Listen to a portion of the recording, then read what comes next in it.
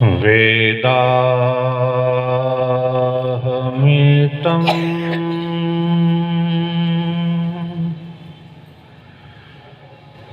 पुरुषं महान्तं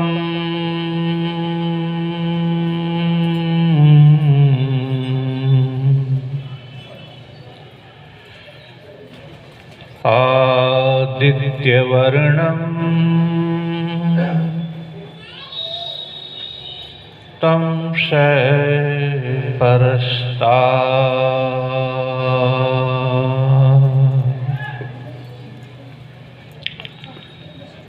तमेव विदित्वा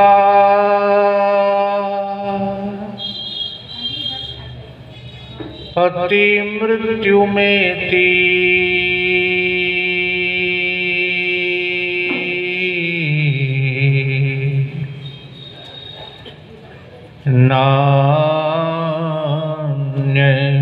नान्यपन्था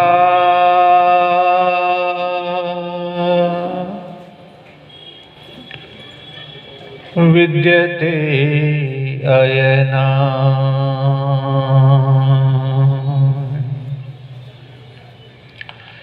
नान्यपन्था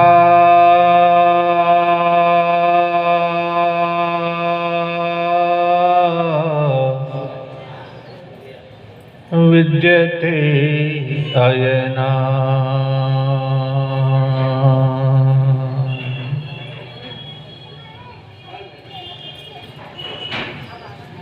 वार्षिक उत्सव के आज चौथे दिन और चतुर्थ दिन की इस पहली सभा में इस पवित्र यज्ञशाला में विराजमान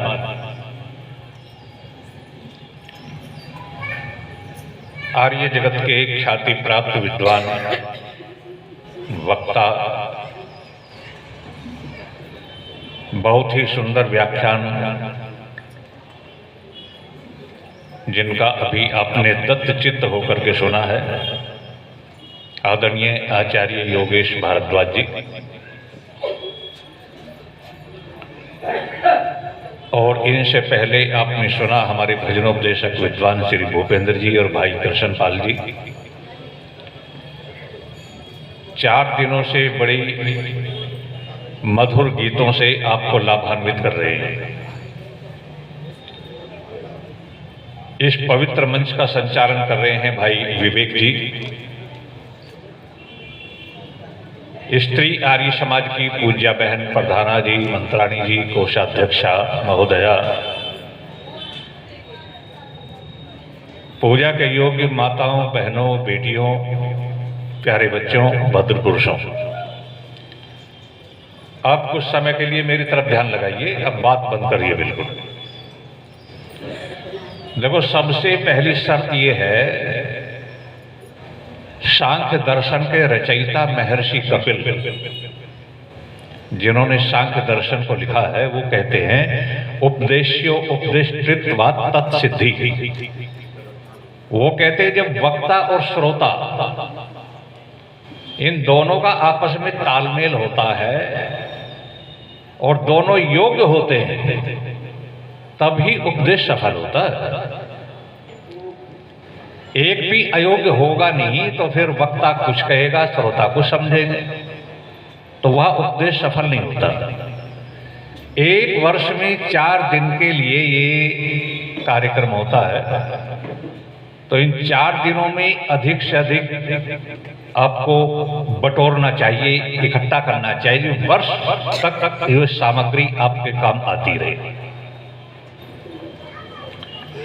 आइए थोड़ी सी आध्यात्मिक चर्चा करते हैं। प्रातःकाल की बेला है और आध्यात्मिक चर्चा हुए बिना तो ये समझो कि ये सत्संग वगैरह कुछ नहीं, फिर तो एक राजनीतिक मंच ही बन जाते हैं। ये बहुत अनिवार्य विषय है। बहुत सुंदर शब्दों में 2-3 दिनों तक योग दर्शन के विषय में आचार्य ने आपको बहुत सरल शब्दों में बताया है। मैंने अभी आपके सामने एक मंत्र प्रस्तुत किया है। आज इस मंत्र की व्याख्या करते हैं। मंत्र है वेदाह मेतम पुरुषम महंतम आदित्य वर्णम तमसह परस्तात्। इस मंत्र का भाव ऐसा है जैसे कोई ऋषि मुनि मंच पर बैठा हुआ अपने श्रोताओं को कह रहा है कि ऐ श्रोताओं, वेदाह मेतम पुरुषम महंतम, मैं उस परम पिता परमात्मा को भली प्रकार से जानता हूं। आदित्य वर्णम तमसे परस्तात्, जो हमेशा एक रस रहता है और अविद्या अंधकार से बिल्कुल दूर रहता है, मैं उसे जानता हूं।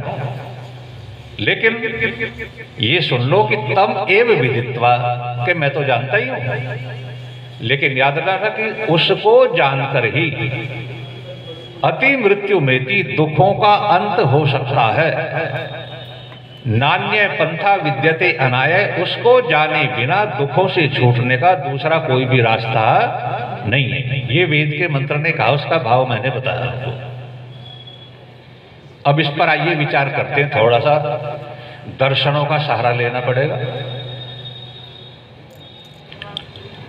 और मैं आज आपसे एक निवेदन करूं कि आप जब यहां से जाएं,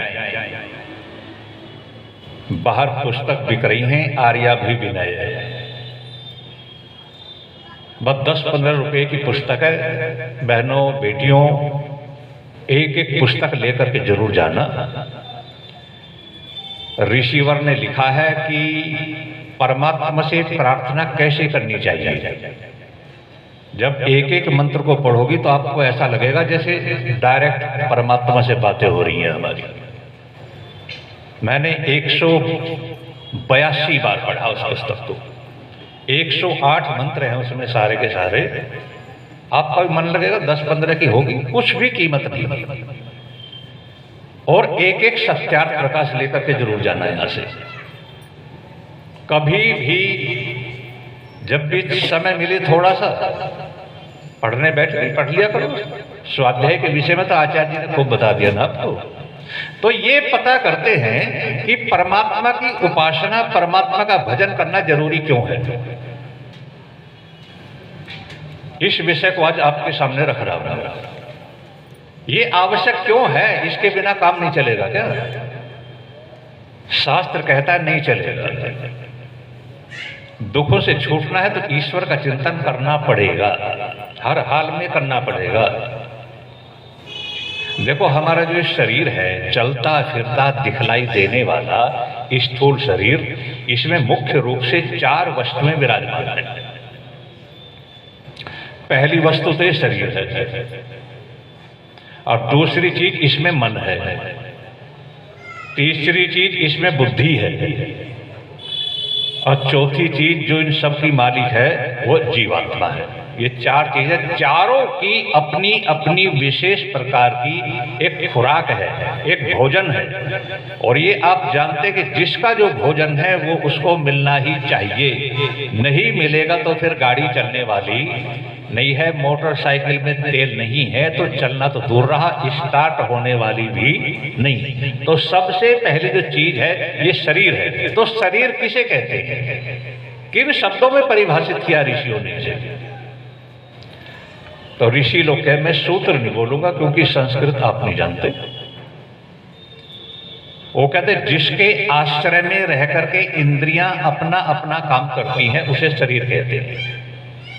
देखो हाथ पैर ये जब तक शरीर से जुड़े हैं जब तक तो कामयाब है ना, और इससे अलग हो गए तो बेकार। अब से 22 साल पहले हमारे यहाँ मेरठ में एक जहाज क्रैश हुआ। हिंडन एयरपोर्ट है ना, वहाँ एशिया का सबसे बड़ा प्रशिक्षण हवाई अड्डा है। वो जहाज उड़ करके चला, एक गिद्ध चील उसमें फंस गई, जहाज गिर पड़ा। आपको पता है ना कि देखो किसी पायलट से पूछना, जब 1000 किलोमीटर की रफ्तार से जहाज उड़ता हुआ होता है, जहाज उड़ रहा है 1000 प्रति घंटा किलोमीटर से, 1000 की स्पीड से उड़ रहा है, तो यदि उसमें 1 किलो वजन टकराएगा तो 1 किलो वजन 1 टन का काम करेगा। क्योंकि जहाज उड़ रहा है 1000 किलोमीटर की स्पीड से, और 1 किलो वजन उससे टकरा जाए तो ये समझो जैसे 1 टन वजन से टकरा गया। इसीलिए पक्षी के टकराने से भी जहाज गिर पड़ते हैं। और जहाज जैसे पड़ता पूरा मेरठ के पास में गिरा, उस समय 6 लोग थे जो सीख रहे थे, पेड़ों से टकराया, उनकी हड्डियां वड्डियां हाथ पैर सब अलग, तो किसी की टांग पड़ी, किसी का हाथ पड़ा। लोग उनको देख देख करके डर रहे थे। मैंने भी देखा, मैंने सोचा ये वही हाथ है जो हवाई जहाज चला रहा था। इस जहाज के चलाने में लोग मारे गए, उसी हाथ को देख देख करके बच्चे डर रहे हैं। लेकिन इस शरीर की एक खुराक भी है। खुराक क्या है? इसे रोटी भी चाहिए, और बीमार हो जाए तो दवाई भी चाहिए। पहलवान बनना तो ड्राई फ्रूट्स, घी, दूध, बहुत कुछ चाहिए। ये सारी चीज किससे प्राप्त होती हैं? धन से पैदा होती हैं। और साहित्य की भाषा में धन को ही अर्थ कहते हैं। तो सीधी सी बात है, शरीर की खुराक क्या है? अर्थ है। दूसरी चीज इसमें मन है। मन किसे कहते हैं? संकल्प विकल्प आत्मा का मन है। जो हर समय संकल्प और विकल्प करता रहता है उसको मन कहते हैं। संकल्प और विकल्प क्या है? अब सवाल ये उठेगा, मान लो मैं यहां प्रवचन कर रहा हूं और एक आदमी यहां से जा रहा है, उसने देखा लाल कपड़ों में कोई सन्यासी भाषण दे रहा है, उसके मन में संकल्प आया ये सन्यासी क्या कहते रहते हैं, चलो आज हम भी चल करके सुने। कई बार देखा भाषण लेकिन सुना कभी नहीं, आज हम भी सुने चलो। ये संकल्प हुआ ना। और फिर उसका निगाह चली गई घड़ी पर, 10 बज रहे हैं, दुकान खोलने का भी समय हो रहा, भाई चलो दुकान खोल ले। मेरे साथ कल ही हुआ ऐसा ही है। यहाँ से जाने के बाद दुकान पर खड़ा हो गया, पुस्तक खरीदने लगा। यही एक व्यक्ति मोटरसाइकिल पर आया और वो आकर के रुका और पुस्तक वालों से पूछ रहा कौन कौन विद्वान आए हैं, कहाँ कहाँ से आए हैं। उससे बात कर रहा था, मैं चुपचाप खड़ा रहा। तो उससे कह रहा पुस्तक वाले से कि मैं कल भी आया था, मेरा बड़ा मन किया चलो भाई इनके प्रवचन सुने, मुझे बड़ा शौक है भाषण सुनने का, लेकिन क्या करूं दुकान खोलने का समय हो रहा था, फिर मैं वहां चला गया। ये होता है। उसके मन में संकल्प आया चलो भाई आज इनका हम भी भाषण सुन करके देखें, और फिर ध्यान आया कि दुकान खोलने का भी समय। ये संकल्प के बाद में क्या हो गया? विकल्प बस 24 घंटे आदमी के मन में यही चलता रहता है, ये करूं ना करूं, कैसे करूं, यही चलता रहता है। और संकल्प विकल्प को साहित्य की भाषा में कहते हैं काम। तो मन की खुराक क्या हुई? काम। तीसरी चीज इसमें बुद्धि है। बुद्धि क्या काम करती है? अध्यवसायो बुद्धि, यानी मन के संकल्प और विकल्प के पश्चात जो जजमेंट देती है, जो निर्णय देती है, उसको क्या कहते हैं? बुद्धि। कैसे? एक आदमी की बेटी जवान हो गई, मान लो मेरी बेटी मान लो जवान हो गई, मान लो थोड़ी देर के लिए, आप में से किसी की बेटी जवान हो गई, आपको चिंता हुई शादी की, आप मिलने वाले के माध्यम से किसी लड़के वाले के घर पहुंच गए, आपने लड़का देखा घर बहुत अच्छा बना हुआ है, पता किया लड़का बहुत पढ़ा लिखा है, समाज में इज्जत खूब है, धन खूब है, लेकिन गुप्त सूत्रों से पता चला लड़का शराब पीता है। तो मन में शुरू हुआ संकल्प और विकल्प। एक मन क्या कहेगा? अरे धन खूब है, शराब पिएगा तो कितने की पी लेगा, बेटी की शादी यहीं कर दूं। और एक मन क्या कहेगा? भाई कितना भी धनवान है लेकिन शराब पीता है तो इसके साथ में मेरी बेटियां सुखी रहने वाली नियर। बुद्धि ने फैसला दे दिया यहां नहीं करूंगा। अब वो दूसरे घर पहुंच गया, वहां क्या देखा? समाज में उनकी प्रतिष्ठा है, मकान दुकान अच्छा है, कारोबार अच्छा है, लड़के में कोई व्यसन नहीं है, लेकिन क्या हुआ? लड़का काला है। बोलो फिर शुरू हो गया नहीं कोई काम? उन्होंने कहा भाई सब कुछ तो ठीक है लेकिन बुद्धि तो पवित्र, बुद्धि फैसला देती है, ऐसी बात नहीं है, लेकिन बुद्धि फैसला वैसा देती है जैसी बुद्धि वैसे फैसला। अब उसने सोचा कोई बात नहीं है भाई, काला है तो क्या है, और तो सब कुछ ठीक है, काले तो राम भी थे, कृष्ण भी थे। और बुद्धि ने फैसला कर दिया विवाह कर दो। लेकिन मैं बता चुका ना, बुद्धि फैसला वैसा, जैसी बुद्धि वैसा ही फैसला। यदि वो व्यक्ति स्वयं शराबी होता तो बोलो बुद्धि क्या फैसला देती? घर पर तो रोजाना पीता ही नहीं, बेटी यहाँ जाएगी, जब बेटी के पास आया करूंगा तो यहाँ भी बोतल पहले तैयार मिला करेगी। जैसी बुद्धि वैसे ही फैसला। आपको पता है अपने इतिहास में घटना आती है कि सुभाष चंद्र बोस जब बंगाल में थे, बंगाल में एक बार बाढ़ आ गई, और बाढ़ में क्या हुआ, गांव के गांव बहे चले जाते हैं। सुभाष ने देखा एक लड़की मकान की छत पर खड़ी हुई चिल्ला रही है, मेरा भाई डूब गया। सुभाष इतने परोपकारी दयालु वृत्ति के थे, अपनी जान की परवाह नहीं करी, नदी में छलांग लगा दी और लड़के को निकाल लाए। निकाल करके पूछा ये कौन है लड़का? कि मेरा भाई है।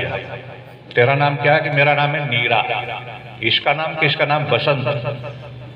सुभाष चंद्र बोस ने दोनों को अनाथालय में भर्ती कर लिया। जब वे जवान हुए उन दोनों का विवाह किया, और नीरा नाम की लड़की जो थी उसका विवाह जनरंजन नाम के एक पुलिस इंस्पेक्टर से हो गया। और जब सुभाष चंद्र बोस युद्ध अपराधी घोषित कर दिए गए थे तो अंग्रेजों ने कहा कि सुभाष को जिंदा या मरा जो भी पकड़ करके देगा उसकी पदोन्नति होगी और लाखों रुपया इनाम मिलेगा। ये जो जनरंजन था इसी के मन में लालच आ गया। इसी ने सोचा सुभाष को गिरफ्तार मैं करा सकता हूं और इनाम मिलेगा खूब। ये घर गया, घर में अपनी पत्नी से यानी नीरा से जाकर के कहा कि नीरा देखो, सुभाष हम पर विश्वास रखता है, तुम्हें बेटी मानता है, मुझे दामाद मानता है, हम पर विश्वास करते हैं पूरे, उसने तेरा पालन पोषण किया है, लेकिन याद रखना उसके गिरफ्तार करने पर या मार देने पर काफी इनाम मिलेगा। देख ऐसा करो ना, आज सुभाष को मैं मार दूं, मुझे पता है वो कहां है, इनाम मिलेगा बहुत ज्यादा। तो नीरा एकदम कांप गई। नीरा ने कहा ये क्या बात कर रहे हो तुम? सुभाष मरे, मेरे पति के द्वारा मरे, मेरी अनुमति से मरे, भगवान इससे भी बड़ा कोई पाप होगा क्या? उसने कहा कि नहीं, ये नहीं होगा। बहुत कहा, उसने नहीं मानी। आखिर उस पापी ने रिवाल्वर निकाल करके और नीरा की छाती पर लगाया, और नीरा की छाती पर लगा करके कहा कि ले पहले तेरा ही काम कर दो, तू मर जाएगी फिर सुभाष को मारूंगा, करोड़ों रुपया इनाम मिलेगा, तेरे जैसी हजारों लड़के मेरे पीछे घूमती फिरेंगे। नीरा बहुत होशियार थी, एकदम पैंतरा बदल गई और वो हंसी और हंस करके कहा कि देखो इंस्पेक्टर साहब, पतिदेव, मैं तो तुम्हारे धैर्य की परीक्षा ले रही थी। अरे तुम्हारा सुख मेरा सुख, इनाम जो मिलेगा मुझे ही तो ला करके दोगे, मैं तुमसे बाहर जाऊं कहां? सुभाष को मारना तो फिर मार दो, लेकिन तेरा सुख मेरा सुख हो सकता है तो तेरा दुख भी तो मेरा दुख है ना, मैं अकेले नहीं जाने दूंगी।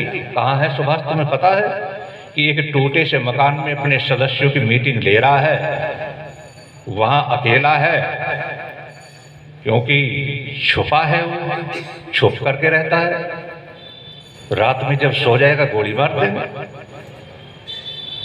नीरा ने कहा फिर ठीक है। तो नीरा अपने घर में गई, उनका जो घरेलू रिवाल्वर था उसने उसको लोड किया और लगा लिया जेब में। उनका चलो।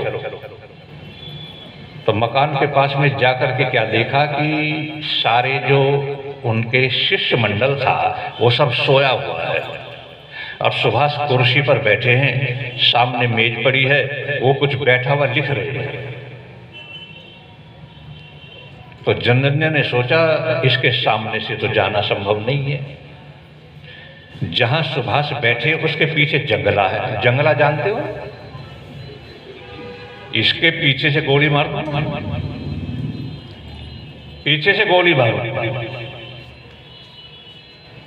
और वो पीछे से गया और पीछे से जाकर के सोचा सुभाष की कमर में गोली मारूं, लेकिन जैसे रिवॉल्वर ऐसे किया तो उसका हाथ ऐसे कांप रहा था। उसके दिमाग में आई कि मैंने ट्रिगर दबा दिया और हाथ कांपता रहा तो निशाना नहीं लगेगा। हाथ कांप रहा है, गोली बराबर से निकल जाएगी और सुभाष से फिर नजर कैसे मिलाऊंगा। उसने एक विधि सोची कि जंगला जो है, जंगले के अंदर जाली है, जाली में छेद कर दूं और छेद करके रिवॉल्वर की नली फंसा दूं। हाथ कांपता भी रहेगा तो गोली फिर भी लग जाएगी, क्योंकि नली तो उसमें फंसी हुई होगी। अब वो जो जाली में छेद कर रहा है, वहां भारत की लाडली बेटी नीरा खड़ी सोच रही है। देखो, उसके मन में चल रहा है संकल्प और विकल्प। क्या मन में आता है, हे परमात्मा, सुभाष हमारा जन्मदाता है, हमारी जान बचाई थी, हमारा विवाह किया, पढ़ाया लिखाया और राष्ट्र के लिए बिल्कुल समर्पित है। वो आज धोखे से मारा जाए, मेरे पति के द्वारा मारा जाए, मेरी सलाह से मारा जाए, तो क्या मुझसे भी बड़ा पापी होगा कोई दुनिया में? और यदि सुभाष मर गया तो देश की करोड़ों बहनों को विधवा होना पड़ेगा। और फिर भी आजादी मिले या ना मिले जरूरी नहीं है। परमात्मा शक्ति दो, यदि आज मैं अपने पति को ही मार दूं तो मैं तो विधवा हो जाऊंगी, लेकिन करोड़ों बहनें विधवा होने से बच जाएंगे, देश भी आजाद हो जाएगा। लेकिन स्वयं विधवा हो जाऊंगा या करोड़ों को विधवा हो दें। हमारे जो कवि है ना, ये भूपेंद्र जी, ये लोग बनाते भी हैं, गाते भी हैं। बुलंदशहर में देवेंद्र नाम के एक कवि हुए हैं, भजनोपदेशक थे। उसने उस समय का एक गीत लिखा था, नीरा क्या सोच रही है, इधर देशभक्ति इधर प्रीतम का प्यार है। सुहाग भी तो था ना उसका, कि इधर देशभक्ति इधर प्रीतम का प्यार है और दोनों में से देखूं किसकी जीत किसकी हार है। और बुद्धि ने फैसला दिया, बुद्धि ने फैसला दिया, नीरा तो विधवा हो जा, लेकिन करोड़ों को विधवा होने से बचाओ। और जैसे वो निशाना लगा रहा ना, नीरा ने अपने रिवॉल्वर निकाला और पति की खोपड़ी में 3 गोली मारी, धड़ाधड़, वो वहीं खत्म।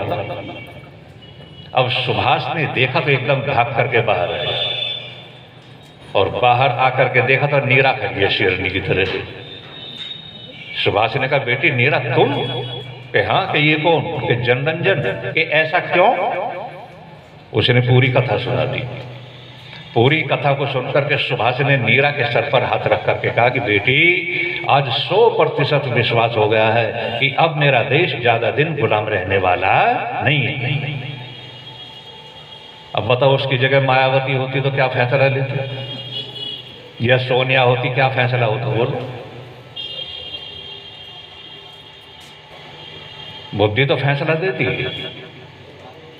लेकिन उच्च फैसला लेने के लिए उपाय क्या है? आहार शुद्धौ सत्व शुद्धि, सत्व शुद्धौ ध्रुवा स्मृति। मांसाहारी व्यक्ति की बुद्धि कभी भी शुद्ध फैसला देने वाली नहीं है। जो फैसला देती है उसको कहते हैं बुद्धि, और असत्य असत्य का फैसला करने को ही कहते हैं धर्म। तो शरीर की खुराक अर्थ है, मन की खुराक काम है और बुद्धि की खुराक धर्म है। चौथी रह गई चीज जीवात्मा, इसकी खुराक क्या है? बस इसके बताने के लिए तो इतना लंबी भूमिका बनानी पड़ी मुझे। जीवात्मा क्या खाती है? नए संकल्प विकल्प करती, खाती तो ये भी कुछ है, इसके भोजन तो इसका भी कुछ ना कुछ है, इसका भी एक भोजन है। और भोजन क्या है? देखो, प्राचीन काल की बात है, 3 आदमी बैठे हुए हैं और 3 आदमी बैठे बैठे तीनों में से एक क्या कहता है कि भाई क्या बताऊं,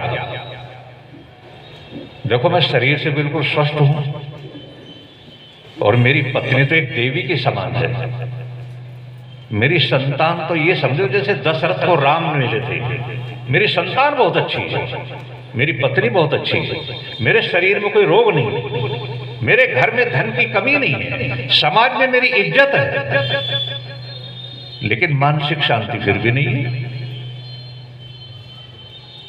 दूसरे ने कहा भाई यही हाल मेरा, कोई दुख दिखाई नहीं देता लेकिन मानसिक शांति नहीं है, आत्मिक शांति नहीं है। तीसरे ने कहा कहने वाला तो नहीं था लेकिन तुमने चर्चा छेड़ दी, हाल मेरा भी यही है। तो पहले ने कहा फिर एक काम करो, तीनों की वानप्रस्थ की आयु है, अपने अपने घर जाओ और बच्चों से कह दो कि कमाओ खाओ, हम आश्रम में जा रहे हैं, ऋषियों के पास साधना करेंगे। तीनों अपने अपने घर गए और पत्नी से बच्चों से आज्ञा लेकर के जंगल में निकल गए। चलते चलते त्रिवेणी पर पहुंच गए, महर्षि भारद्वाज के पास। और महर्षि भारद्वाज के पास में जाकर के कहा कि ऋषिवर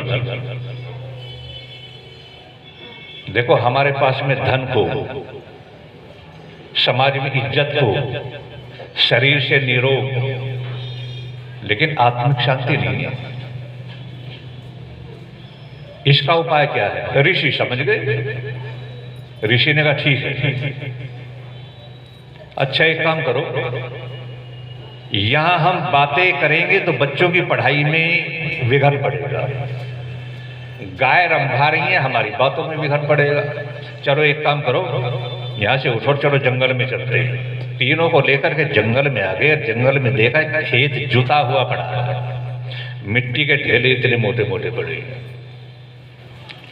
ऋषिवर ने तीनों में से एक को कहा कि एक काम करो, मिट्टी का ढेला उठाओ, जितना तुम्हारे हाथ में बड़ा आ जाए। उसने उठाया और उठा करके कहा एक काम कर, जितनी तेरे शरीर में ताकत है पूरी ताकत से ऊपर फेंक दे इसे। उसने ऊपर फेंक दी, लेकिन क्या हुआ, पहले ऊपर गया और फिर नीचे आ गया। ऋषि ने कहा तुमने ऊपर फेंका था, नीचे क्यों आ गया? उसने कहा ऋषिवर इतना नहीं जानते, हमने ऊपर फेंका ये नीचे आ गया, क्यों आ गया ये पता नहीं, हाँ आ गया इतना जानते हैं। ऋषि ने कहा नहीं जानते कि ना, कि फिर आगे चला। रास्ते में क्या देखा, सूखा हुआ घास पड़ा है बहुत सारा। तो उनमें से दूसरे को संबोधित करके ऋषिवर ने कहा कि इसमें आग लगा दो। जो भी उस समय साधन थे उसने आग लगा दी। आग जली, लपटें आकाश में जाने लगी। तो ऋषि ने नाटक रचा, अरे आग बुझाओ जल्दी से, पाप हो गया, तुम भी पापी मैं भी पापी। और उनका महाराज पाप क्या हुआ कि पाप ये हुआ, आग जल रही है, आग की लपटें वायुमंडल में जा रही हैं। वायुमंडल में छोटे छोटे बहुत से जीव ऐसे रहते हैं जो आंखों से दिखाई नहीं देते, वो जल करके मरेंगे, उनका पाप हमें भी लगेगा।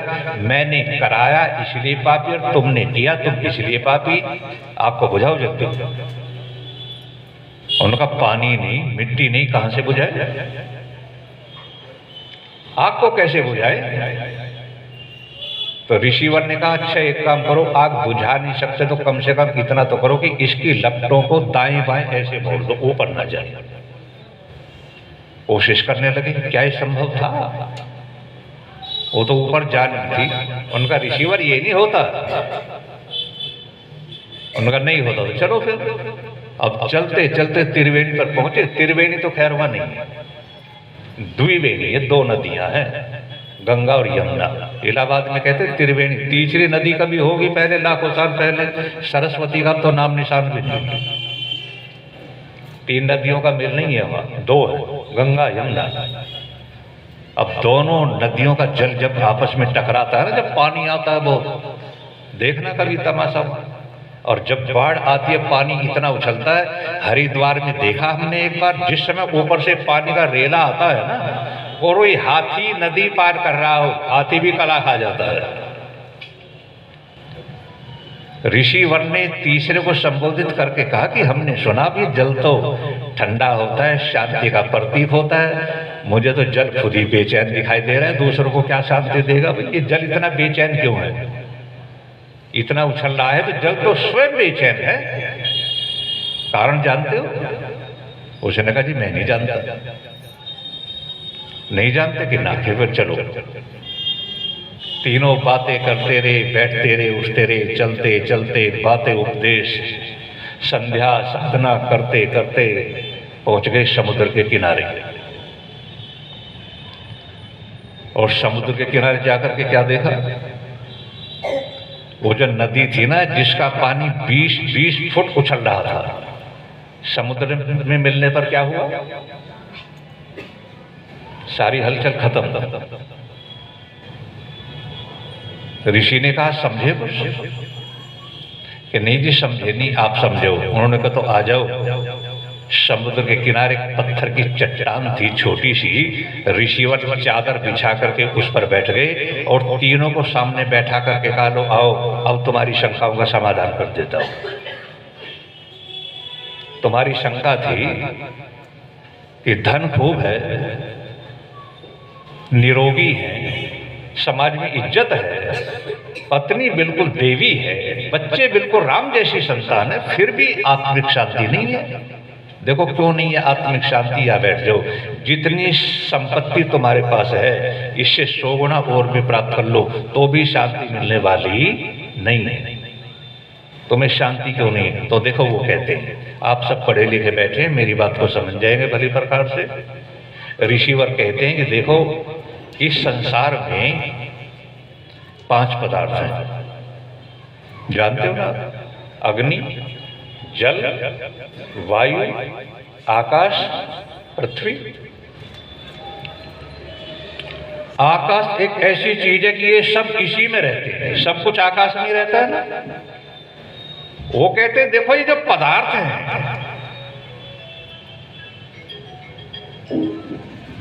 आप मिट्टी है, पृथ्वी है, पृथ्वी का जो अंश मिट्टी है, मिट्टी का ढेला या जल या अग्नि, ये समझ लीजिए कि इन पदार्थों का अपना अपना एक आकर्षण का केंद्र है और प्रत्येक चीज अपने आकर्षण के केंद्र की ओर आकर्षित होती ही होती है, वो किसी से रुकने वाली नहीं है। आपने मिट्टी का ढेला उठा करके ऊपर फेंका, लेकिन ऊपर उसके आश्रयदाता कोई नहीं है। उसके जो केंद्र है, उसका जो आकर्षण का केंद्र है वो धरती है। आप कितना भी ऊपर फेंके लेकिन लौट करके वहीं आएगी। आपने आग जलाई, आचार्य बता रहे थे ना, आग की लपटें सूर्य की ओर ऊपर को जाती ही जाती हैं। धरती की मिट्टी के ढेले की तरह से वो नीचे को नहीं आएंगी, वो ऊपर को ही जाएंगी, क्योंकि उसके आकर्षण का केंद्र सूर्य है, उसका भंडार सूर्य है। तीसरी चीज जल है, कहीं से भी बहता बहता बहता बहता ऊपर नीचे जाता जाता कहाँ जा करके रुकेगा? बोलो, सारी नदियां समुद्र में चली जाती है ना। ये वही नदी है जो इतनी उछल रही थी, यहाँ करके शांत हो गई ना। और चौथी चीज वायु भी तो है ना। देखो आप साइकिल के टायर में हवा भर दो तो साइकिल का टायर भी 1 क्विंटल वजन को झेल सकता है, और उसमें हवा बिल्कुल निकल जाए तो अपने रिम का भी वजन भारी हो जाता है।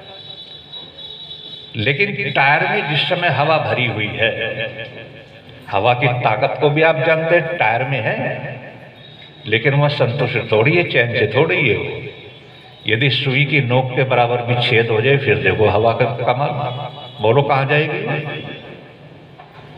आकाश में रहेगी ना।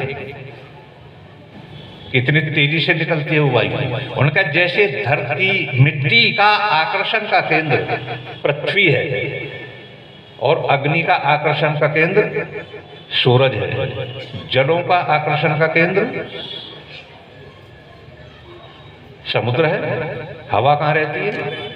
आकाश में रहती है। इसी प्रकार से जीवात्मा के आनंद का भंडार और जीवात्मा के आकर्षण का केंद्र, इसके समस्त आनंदों का जो भंडार है वो परम पिता परमात्मा है। ये जब तक उससे नहीं मिलता, जब तक इसको शांति होने वाली नहीं है। आज तक किसी व्यक्ति ने, दुनिया के बड़े से बड़े चक्रवर्ती सम्राट ने यदि ये दावा किया हो ना कि मैं पूर्ण सुखी हूं, एक कोई बता दो ऐसा कहा होगा तो दयानंद जैसे फकीर ने ही कहा होगा कि मैं बिल्कुल सुखी हूं, मुझे कोई तकलीफ नहीं।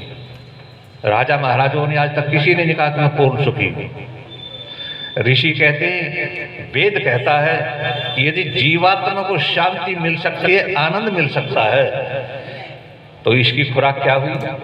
शरीर की खुराक अर्थ, और मन की खुराक काम, बुद्धि की खुराक धर्म, और जीवात्मा की खुराक मोक्ष।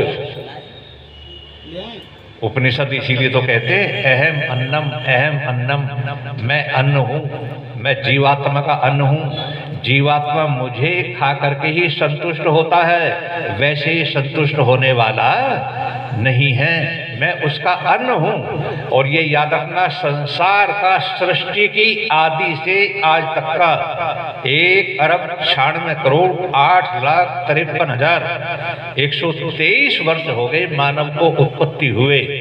आज तक साधु के अलावा किसी राजा महाराजा चक्रवर्ती सम्राट पहलवान कोई भी धनवान किसी ने ये दावा नहीं किया कि मैं पूरी तरह से सुखी हूँ। इस बात को कह सकता है तो कोई संत साधक कह सकता है। उसमें जिसको आनंद आता है वो जबान से बताया नहीं जा सकता।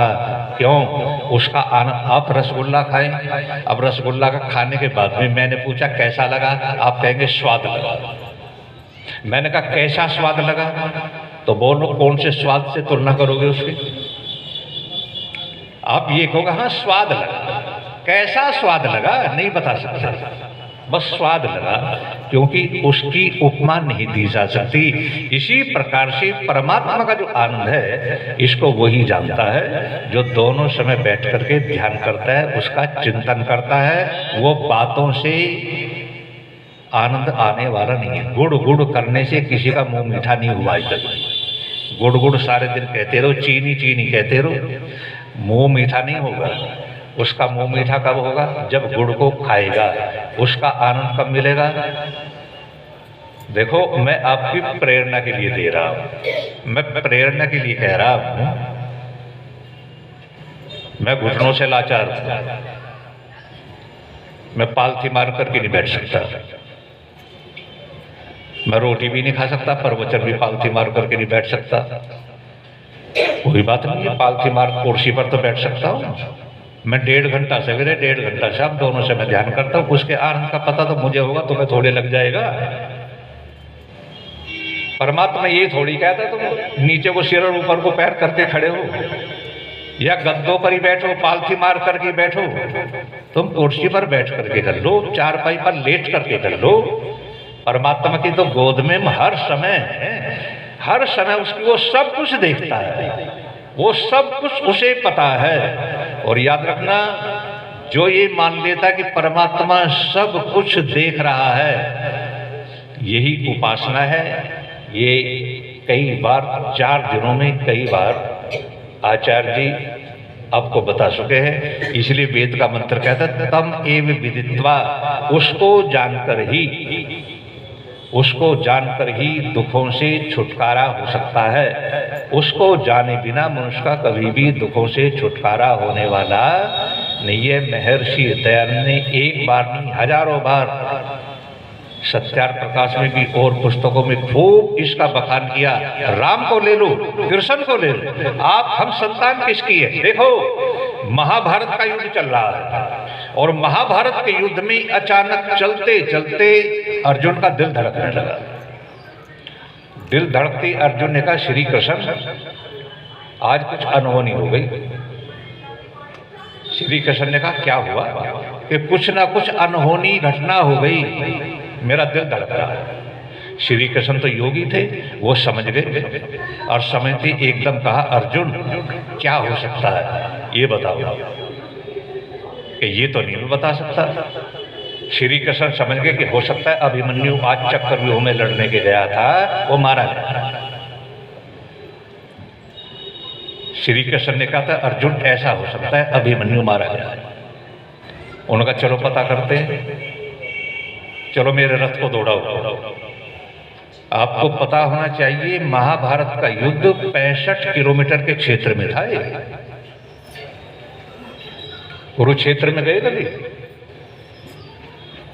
हर महीने जाता हूं मैं तो भाषण देने के लिए हूं। कुरुक्षेत्र की 65 किलोमीटर की धरती पर ये युद्ध हुआ था। तुम कहोगे किलोमीटर तो जब थे भी नहीं। महाभारत में लिखा 5 योजन बराबर 20 कोस और 3.5 किलोमीटर बराबर 1 कोस।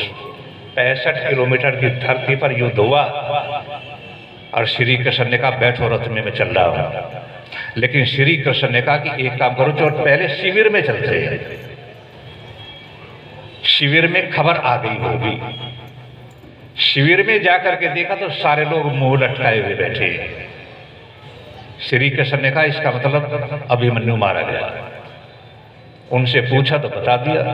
श्री कृष्ण ने कहा कि अर्जुन मारा गया। तो किसी का जवान बेटा, इकलौता बेटा युद्ध में मारा गया, वो भी अन्याय से मारा गया हो, अर्जुन को कष्ट तो होना ही था। अर्जुन ने एकदम कहा चलो बेटे को खबर लेंगे, चलो अभिमन्यु के पास चलो। देखो श्री कृष्ण क्या कहते हैं, एकदम हरे कृष्णा बस तुम चिल्लाते रहो, रामा रामा हरे हरे, लड्डू मारो पड़े पड़े, हरे कृष्णा, कृष्ण से सीखो। श्री कृष्ण क्या कहते हैं? श्री कृष्ण कहते अर्जुन अभिमन्यु मारा गया ये निश्चित है और उसको देखने के लिए चल भी रहे हैं, लेकिन पश्चिम दिशा को देखो, सूर्य अस्त हो रहा है।